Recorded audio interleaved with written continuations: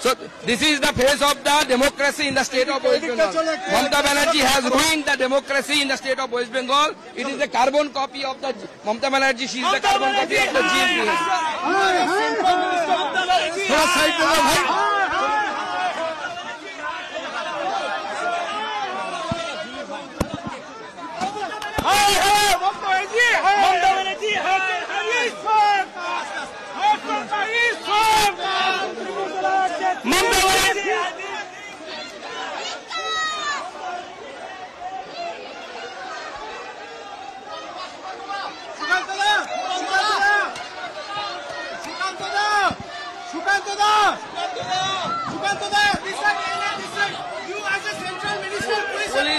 Police has arrested me and other workers also.